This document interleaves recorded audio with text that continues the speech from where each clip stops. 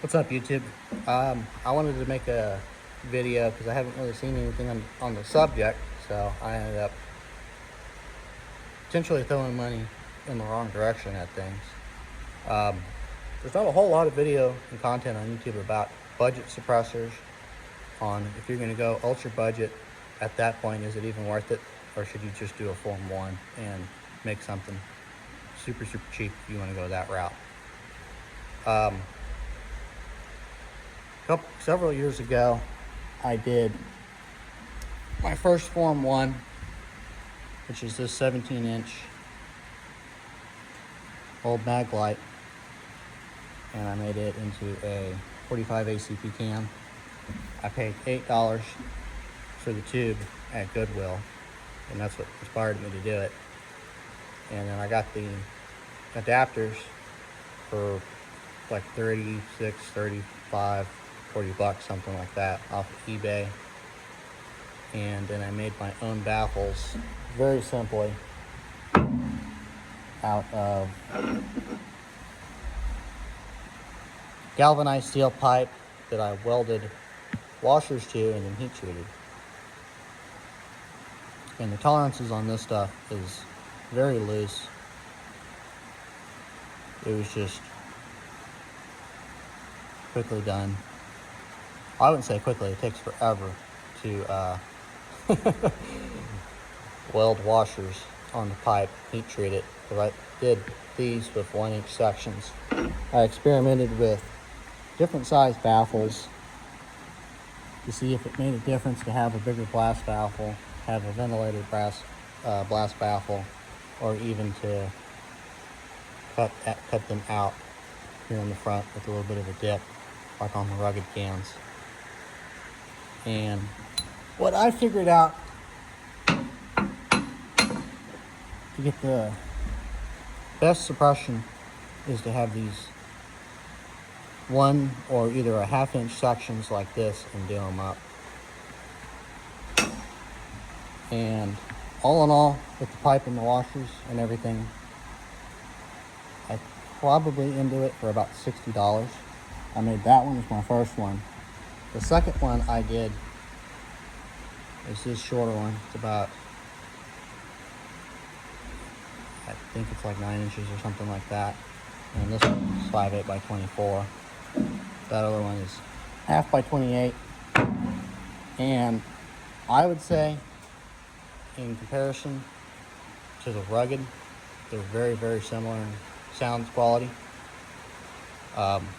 This was $670 retail, but I got it on a deal. I got it for $650 out the door, and it's a very good can. I've used it at 9, 25, 30, even dropped out.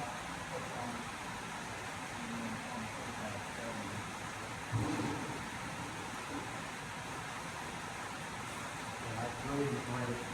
The only complaint I would have about the rugged 45 is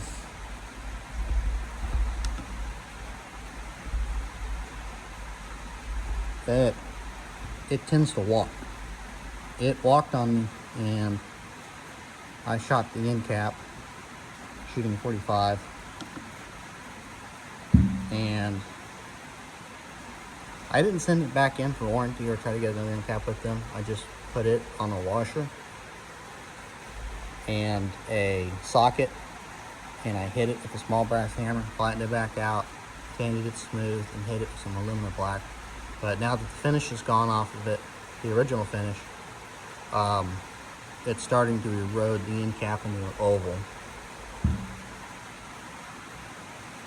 But another thing people are going to talk about is the weight. This has, right now through it, at least 2,000 rounds not being cleaned, and that's at 13.7 ounces. The shorter Form 1 is 1 pound, 7.7 ounces, and the ridiculous one is 2 pounds, 1.6 ounces, if you're curious.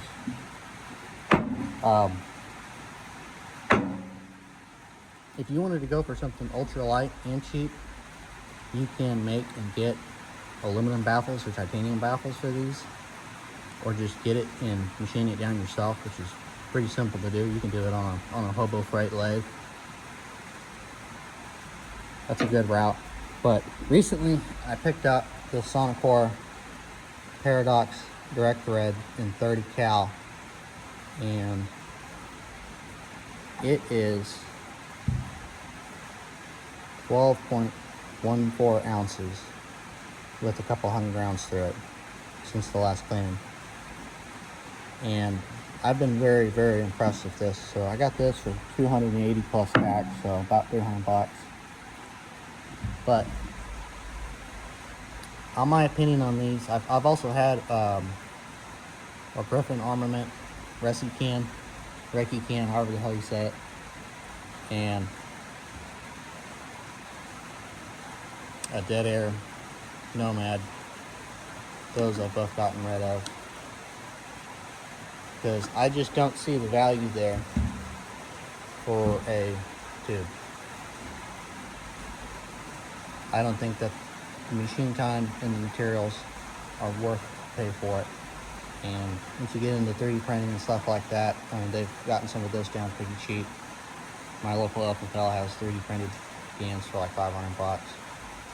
But I think this is a really good budget option. It does really well, both supersonic and subsonic. I have,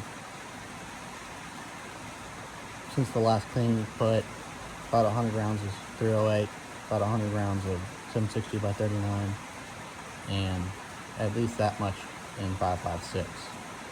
The big drawback to this is your rate of fire. They say that this is only rated for bolt action, single shot, or lever action rate of fire, and there's more barrel requirements on this as compared to getting a real suppressor.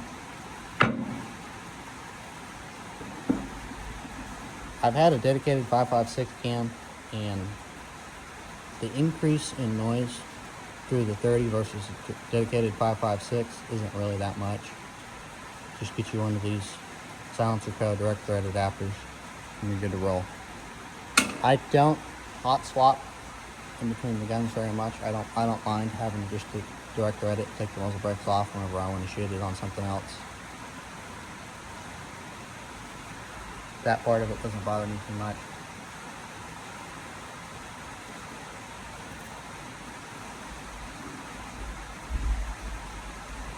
But I absolutely do think it was worth it, $280.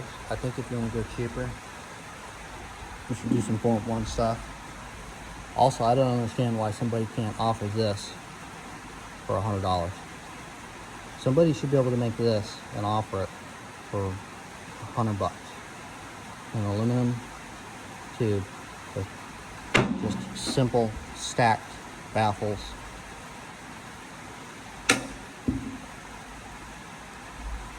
As soon as that hits the market, I'm sure it's going to take off if somebody can get it down to that price point in simplicity and machining.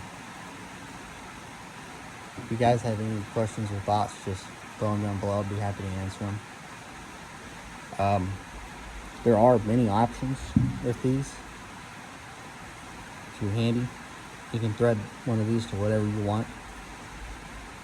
If you're not too handy, you can buy the stuff online. There's lots of companies that make them.